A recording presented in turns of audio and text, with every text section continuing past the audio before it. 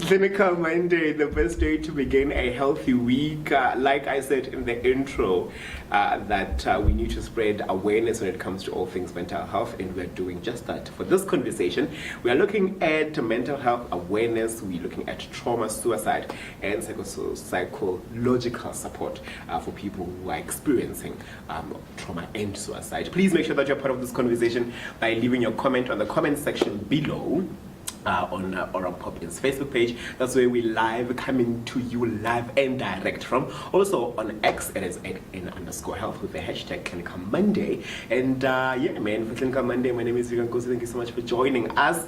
As per usual, I am not riding solo, but before I tell you who is with me today, we are starting a new thing called voice notes. So please make sure that you send through your voice notes on the number that we'll be putting up on all our social media platforms for any clinical topic that you might have, and we will ask our experts. Well, with that said, today, as we shine the spotlight on mental health awareness, trauma, suicide, and psychological support, I'm joined by a registered counselor.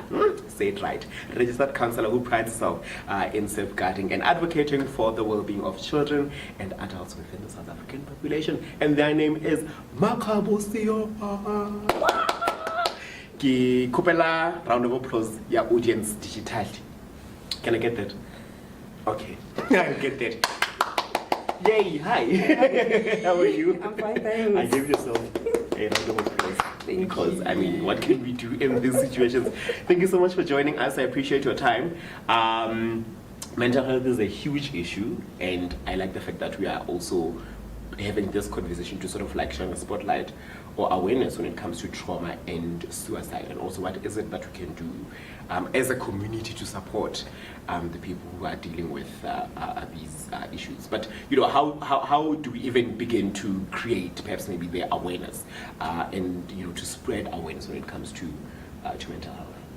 Okay. Well, thank you for having me today on your Clinical Monday.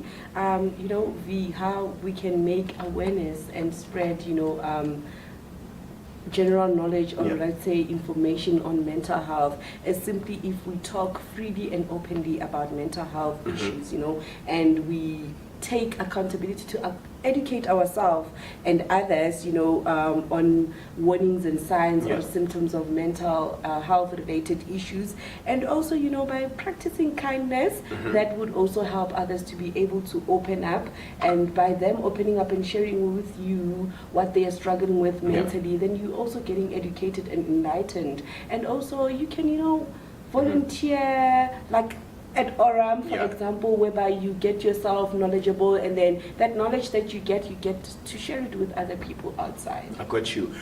That's how we can build the awareness, but you know, something that we don't talk about as often as I think we should, or even if we talk about it, I don't think it's as public, is trauma. Let's look at what trauma is, or how would you define trauma? Well, I would say trauma is when one experiences a very stressful or frightening or even a distressing event that they are unable to cope with, and you know, have difficulty with managing what is happening because it's outside of their control. You know, it could be an incident whereby it's just a once-off incident, or it's an ongoing event that happens for a long period in a person's life, and those you know, experiences can include physical injury, emotional shock, or psychological distress. Yeah, and I think trauma sort of like has stages or types or kinds. Take us through that. What are some of them? Okay, we do have acute trauma, and we have chronic trauma, and we have complex trauma. So in terms of acute trauma, it's something that had just happened now, you know, and that caused an immediate distress. So it's a single event like a car accident, you know. Yes, that could be an example of an acute trauma. or even a natural disaster. You know, when people go through floods, they go, yes, and then they face what we call acute trauma, because it's something that just happened that caused them emotional distress. And then we have chronic trauma, which it's defined or can be explained as a prolonged, repetitive, stressful event. You know, for example, this is an ongoing situation that happens more than once, you know, frequently, such as domestic violence or ongoing abuse. Ooh. So, and like I said, you don't even think that domestic or gender-based violence, so actually we don't even know what trauma is or how to define it or the kinds. We would just think that it's just an event that happens and there is really, we don't even know how to label it. But so we need to sort of like understand those types of traumas. Let's talk about the symptoms. You touched on acute, you touched on chronic. How do they look like? What do you need to look out for in terms of symptoms when you describe the trauma? Okay, we also need to understand that how a person reacts to trauma. It depends, you know, on the type and the severity of the traumatic event. You understand?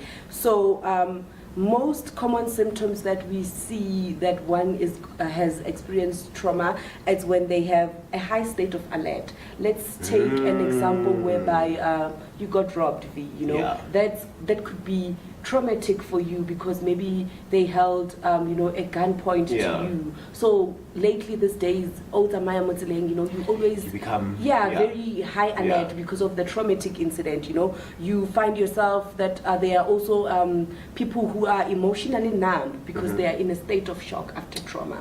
That's why it's important for people to understand that during trauma it takes 2 to 3 days for a person to actually be able to realize the emotions that they are going through. So within the first day to 3 days after trauma, you're not sure what's happening. You can't even explain the emotion because you're in a state of shock. You're still shocked about what had happened. And also, again, you might find people who, you know, are very stressed, fatigued, anxiety because of what had happened. And, you know, we need to also understand that these symptoms or these signs, they are normal reactions that a body would go through after trauma. And that's also part of the healing of the trauma. You need to experience those emotions, those anxiety, those, you know, state of shock, those being alert, so that you are able to recover from the trauma. Hectic. And also, you know, if we were to look into, you know, the signs of trauma, we have psychological impact. Trauma can also impact people psychologically in a terms whereby they would have emotional responses, which are triggers of emotions like fears, you know, your sadness, your anger, feeling helpless, you know, feeling like you are panicking or you are in shock. And trauma can also affect you cognitively in a way whereby you find that it has affected your level of concentration, your ability to remember things. What? Yes. That's a bit scary, but happy is a question. The only audience. The only audience. Go ahead. No. Like, you know, I'm actually listening to what Makgabo is saying, and at the same time, I'm thinking about so many cases that are unresolved. Because the statement was not taken properly. And I'm making that statement because Makgabo said it takes up to 3 days, right? And sometimes your law enforcement want to have a statement now, because when to open the case now. When it gets to the prosecution, then the evidence is not enough, or the statement does not make sense, because now that means people give statements while they're still in a state of shock, anxiety and shock and all this. So I think we need people like Makgabo at various police stations to assist, so that you know, to say, come back and make a statement to you when you are calm. Or let's work on it as you go. You lower down your anxiety and all that, because it's hectic. I mean, also I think that's quite correct. But also, you know, when you're experiencing it, like you don't know what to do. You, like you said, you feel sometimes helpless. But I wanted to speak about then how do we get over it. But before that, I want to invite your questions. You know, on the comment section below. What are some of the the experiences that you had when you were traumatized, so to speak, or when you experienced what Makgabo is speaking about. You think people, we are always on the alert. I want to lie to you. I think anxiety is one of the biggest, if not strongest, signs or symptoms, and I think everybody's experiencing that, especially when you're part of the LGBTQI plus community. You get to experience those things. But what are some of the stories or say experiences that you've had when it comes to all things trauma? And we are diving into that. Please share with us your voice note and also comment on the comment section below, and don't forget that hashtag Clinical Monday. Let's focus on the LGBTQI plus community. Guys, there was a year, I think it was 2020, 2021, where the people who make up part of the LGBTQI plus community were dropping like flies, literally killed at every corner of South Africa. And some of these cases, even today, I think some of them are still not solved. I mean, the one that I can remember because we attended the court case was Lindubuhle Gele, right? And even though that was, they given the verdict, but I think we live in a state of anxiety and shock. But let's talk about that. Commons, or how common is it for people who are part of the LGBTQI? Well, I think it's very common for the LGBTQI community, to experience trauma. I mean, let's look at, for example, people who are, homophobic, people who would treat you unfair because of, your sexual orientation or your gender identity. I mean, how many people were denied opportunities to get jobs because they are, trans, because they are gay or lesbian people, you understand? So those things leave you they impact you in a way that you experience emotional distress in your life, you understand? That's traumatic, because then you get to ask yourself that, so does it mean that I'm never going to work because of who I identify myself as? That can be ongoing emotional distress for an individual. All the bullies that comes with coming out, you understand? Those things can lead to trauma. And I mean, research has shown that individuals within the LGBT community do experience high levels of traumatic events. I mean, as compared to the cisgenders and the straight population, the lack of acceptance and hostility towards these identities within the society, the harassment, the violence, the sexual abuse, and all the traumas from our social medias and our, the stigmas and bias together with the rejection does contribute to trauma. We are dealing with a lot as part of the LGBTQ. We are dealing with kuninzi, and I like the fact that you would then, also put it in the comparison as to cisgender people or individuals as compared to the LGBTQ. So I think right now we are dealing with a lot. But then, how do we then heal? So we've experienced either acute, chronic, whatever, or as part of the LGBTQI being rejected and all that. But how do we deal with it, with these traumas, so to speak? Well, I think, one way that we can deal with this is to seek support from your friends and your family. And you must remember, when you would seek support from people who understand. It's people who are accepting of who you are, you understand?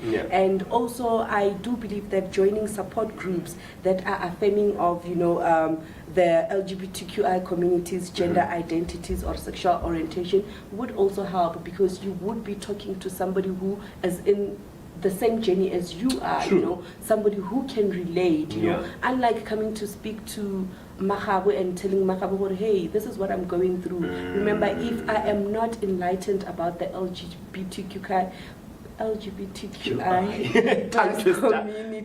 then I wouldn't be able to, I would lend you an ear, but that proper support that you need, it wouldn't be there. So joining, social groups, getting support from your peers and families, and even seeking professional help from, people who offer psychosocial support, your social workers, your registered counselors, your psychologists are out there, your lay counselors, they are there to support you with, the emotions that you might deal with, even if it needs just for them to contain you, they are able to do that and then further refer you to other platforms. So do seek help. And I always say that practicing self-care and self-love, it's also a very powerful tool, because I mean, the love that you are seeking from other people, if you learn to give it to yourself, then I think that you should be able to contribute towards developing what we call resilient. And when you're resilient, it's easy to bounce back from things that are challenging. Another thing that is challenging, and things, that was a mouthful, by the way. Another thing that is challenging, Makgabo, and it sort of like would lean on the trauma, is suicide. And I think, as much as we don't speak about trauma, or we don't really, go in it with a tooth, what is that expression? Combine to go through it. I'm smart, but bear with me. Go into these issues that deep. We don't really speak about them. We don't know the kind of impact that it has. So as much as we speak about trauma, we need to speak about suicide. And people kill themselves. And then especially the people who are part of the LGBTQI, we're dealing with the rejection, we're dealing with the trauma, we're dealing with the anxieties and all that.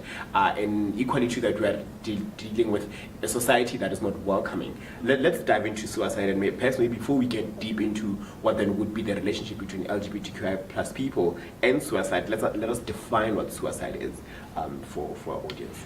So suicide would be explained or defined as the act of intentionally causing one's own death.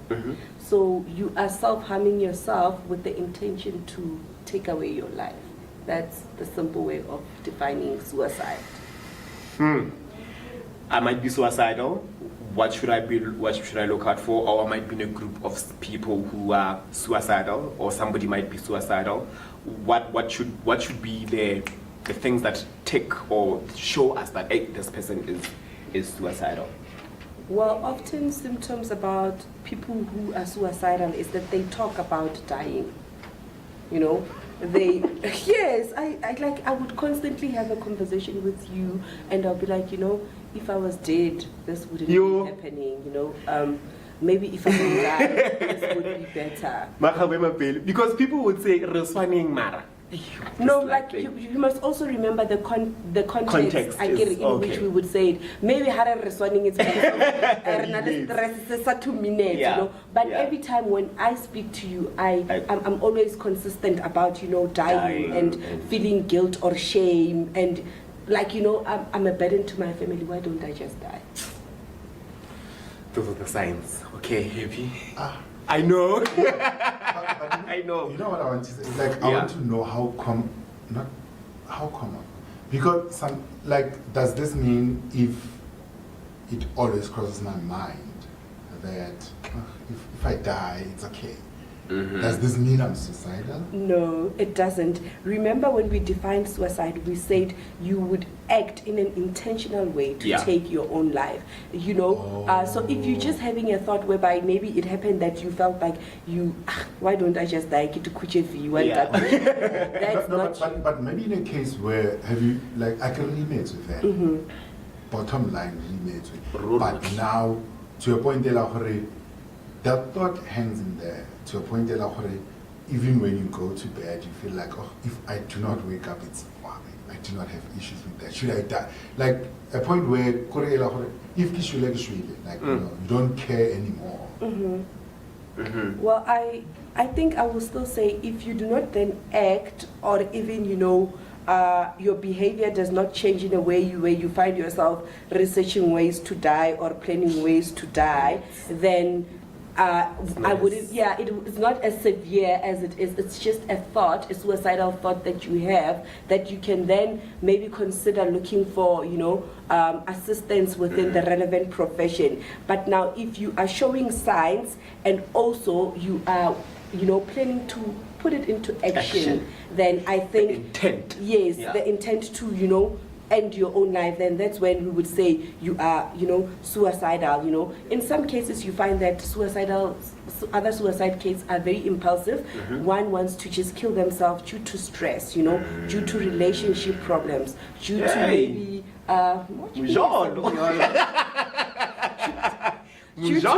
due to maybe being, unpleasant at night or being harassed. That's what then we refer to as, impulsive acts of you acting impulsively because of the stress, and then you just want to take your life. Guys, I think, we laugh about it, but I think it's quite serious in the sense that there are people that are actually thinking and are they have the intent to do it. They actually want to do it because of those reasons that you gave, and I think we need to be what is that? There's a sign on the side of the road when you're going to the airport. I think it's the R101 or R21. Yeah, it says be kind. I think that's what we need to do. Every time when I pass there, I just take that because I'm reminding myself to be kind to people because people are going through a lot. But let's mirror it to the LGBTQI plus community because we're trying to shine the spotlight on them. They are suicidal, and I think they could be more suicidal than cisgender people. Correct me. Well, based on research and studies, it has shown that 42% of the LGBTQ plus community, they consider attempting suicide within the year of 2021 to 2022. So I think 42% it's a lot. That's a lot of people. It's a lot of people, you know, and the effects that are also seen is that there are high rates of suicide thoughts, the attempt, the self-harm, and within, the LGBTQ community, 3 times likely to commit suicide and 5 times likely to contemplate committing suicide. So we're not only thinking about it, but we're actually putting the act because we either self-harm or actually take our own lives. It's you guys. And also in one study that was done in USA during the 2015, it showed that the transgender survey found that 40% of transgender reported to attempt suicide. So. Yeah, also transgender people are the marginalized within a marginalized community, so I think those figures are really alarming. It's a lot, right? It is. Again, we think about it and we're not really necessarily, thinking that people actually go and do it, but people actually do it. Makgabo, what do we need to do? Or wait, what to do when we feel suicidal? Like, I feel suicidal, I know I have all these thoughts and I know I have all these, feelings. What do I do next? Do I call a V? Do I call a HP? Do I call a Makgabo? What do I do when I feel suicidal? Well, I will always say when you feel suicidal, talk about the thoughts. Talk to somebody that you trust, somebody that you know that this is your safe space to go to. And there are 24 hours suicide crisis line that one could find on the internet. To reach out. There's the South African Depression and Anxiety Group. I do know that they also work 24 hours. There's always somebody who's willing to listen to you. There's always somebody who's there to listen to those thoughts that you think they are not important. And what you can do is also, get safe now, by maybe getting through, I always say to my clients that when you feel like you want to die, give yourself an activity that the next 5 minutes is very important. If I make it through the next 5 minutes, I can make it through. So basically, you will be challenging yourself to live for the next 5 minutes. Once you leave after that 5 minutes, you then reward yourself with something small, and then you push for the next 5 minutes. In that way, you are taking things minute by minute. You understand? So it does help. And also you can consider removing harmful things in your house. If you know that I have a knife and then I'm going to use it, get yourself a locker that you can lock, and then will come when you need those things to use, And also you can tell someone how you're feeling, like I did say, Other things that you can do is to distract yourself, If you feel that the feeling is intense, focus on equipping yourself with, self-harming techniques such as, it might sound funny, but taking an ice cube and you put in your hand, close your hand, allow the ice cube to melt, and then direct your thoughts into focusing on how cold the ice cube is in your hand. Then automatically, when you redirect your thought process, you are shifting away from that thought of suicide. You understand? HP wants to say something before you continue. No, I'm saying brilliant because I can tell you those are the things that works. And, right. And I can tell you, your 24-hour helplines and all that. Those are great, but the first ones actually are the immediate ones. Yeah, the immediate ones, that person that you could go to now, and then because also physical touch has a thing, right? Speaking to someone that you don't even know on the phone, it's good, but if I were to speak to V now, and also I like the 5 minutes, leave up to 5 minutes. Because now 5 minutes would have covered a lot of things. Well, and you would, right?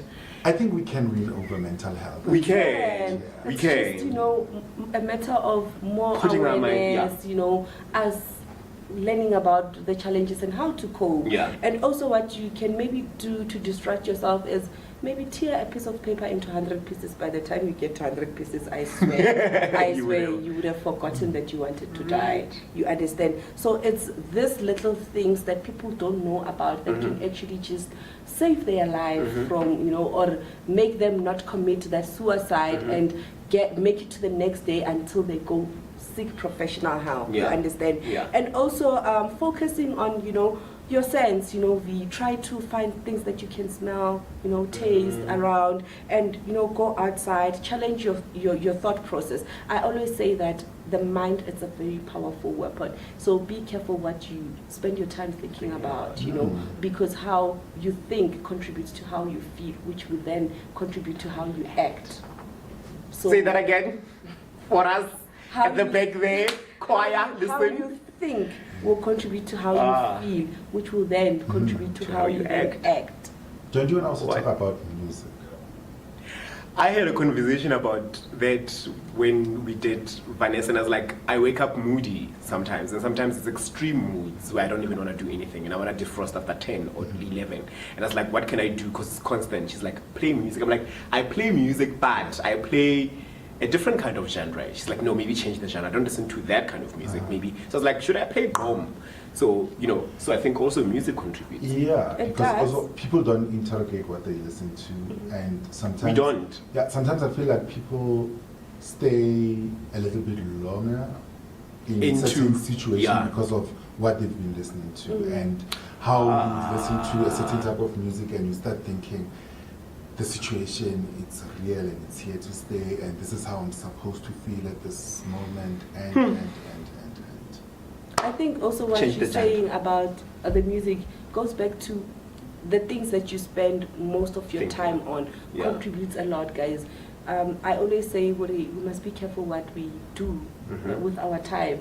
You know, as much as 30 minutes, but that's a very long time. That's a very long time. The things that you spend doing mostly contributes a lot to how one feels and how one acts. That's why I said when we defined trauma that, you know, also being kind does help. As you also did say, you know, good news, guys, let's practice kindness. It's a lot, right? I want to marry it to, again, I think, so mental health, then depression, the relationship between that, and at the end of it, Makgabo, how do we overcome, guys? I think that's the most important, Do you want me to first answer the Yes, relation? yeah, Okay. let's start with the So often people who commit suicide, they are dealing with more than, you know, they are dealing with a combination of mental health, you know, difficulties, plus the difficulty of life events. You know, for a person to commit suicide, there's either, you know, depression. You know, there's either substance abuse there, because of there's a lot of things that are happening within their life, and they constantly feel that they can't survive, they can't cope. You understand? And also suicide, it's often seen with people who are related to psychiatric disorders, like your major depression, you understand, like people who have your schizophrenia, you know, and other psychiatric disorders. Those people are often most likely to commit suicide, you know, and 5 to 8% of, you know, mental health disorders, like depression, you know, your alcohol abuse and your schizophrenia are most likely to contribute to suicide. You understand? And as I did say, how we overcome, it's us teaching ourselves on how to equip ourselves with, you know, self-harming coping mechanisms, you know, us being able to talk to the next person, you know, us trying to listen to better music to cheer ourselves up, you know, guarding our thoughts, you know. Small things. Yes, and if you can see that it's severe, today you think about dying, tomorrow still you think about dying, in the third day you also want to act, then seek professional help so that you can find somebody who will be able to assist you, you know. There are clinics out there, you know, there are hospitals out there, you know, there are like, within the community, there is a pop-in in every province, right? And these people, they do outreach. I think as individuals, we also need to be accountable in wanting to find solutions and assistance. Because if Kidulako Hayakiriki depressed, how am I going to get assistance if I don't voice, if I don't want to go seek proper channels that can help me? We as individuals also, we need to be accountable of our own healing journey. We need to initiate the healing journey, and looking for assistance is the first step towards your healing journey. Your hand was up. I don't want to ruin No, that. I want to say we come from communities where mental health has never been something that it takes it, right? When you say you feel a little bit down and all that, there's usually something that they can throw at you. For instance, I'm feeling down, let's say beer. And also, when you come out and speak about it, sometimes you get to be victimized. Like say depression. Hey, depression, come eat. Or you will be killed by depression and hunger. And all that. So how do we also change the scene in I don't want to say black communities, but black communities, because I feel like I know I don't have study to prove that, but I feel like that's where the problem is. And also, we've never created spaces, man, to iron out issues of mental health. And when one comes out and say, this is how I'm feeling, we want to try justify it in a way. So how do we change the scene? The scene. I think, what we are doing, this mental awareness, can change the scene at home, because the more people know and become enlightened and knowledgeable about these things, the less they would stop taking them for mockery. You understand? If I would give you an example with my own mother, my brother. My brother always, when he would see me, was like, "Hey, the refugee guy," and I'm like, "You would stop. Nobody is crazy. They are just, mentally unstable, emotionally, struggling. So nobody's mad." Till today, now he understands. He does not say it anymore. So you see, I had to educate him for him to understand. So I would say within our communities, those that are aware, those that have the information, teach others about these things. Then we will all be, knowledgeable and enlightened. Psycho-education, guys, very important. Yeah, I think that would be great, because like sometimes you find yourself in a certain situation and you do not want to talk to anybody, because you fear what the next person is going to say. I remember, I think it was 2018 or 2017 there. When I was on antidepressants for a good 6 months or more, and nobody noticed anything. And by then, at some point, I thought maybe people pick it up, but vibes every day and all that. I'm like, okay, cool. Also, if you were to tell them now, then they would think, but also we were fine yesterday drinking. What's wrong now? What happened? Right? How people think certain situations are tied with certain times. And it's not then they end up not even opening up to people. So we also, yesterday I had a thought, I'm like, maybe also amongst ourselves as friends, when we are sitting, man, instead of us always talking about men and women, let's talk about this thing. We share ideas. Like, I remember I once said to this other friend of mine, I wanted to hear their perspective about HIV people. I'm like, what's your take on HIV? That's how I got to know that this person does not know much about this. She's still in that thing. Those people are gonna die. So I think also, having such conversations amongst ourselves, then it helps. Word of mouth. I know you and I talk about these things a lot, and that's why we brought you here on Clinical Monday to speak about such, and I hope that it has sort of like shined a spotlight in your little corner if you're feeling down, depressed, and out. And man, those are the tools that we need to take upon ourselves to deal with mental health, especially when we look at trauma and suicide, looking also at the LGBTQIA+ community. It's been a very thought-provoking and very deep conversation of Clinical Monday. I'm going to see you on the next one. Makgabo, thank you so much for joining us. Thank you for really having appreciate me. it. I know you won't be a stranger. We'll be seeing her more often as we dive into yet another clinical topic. Until then, happy streaming. Bye.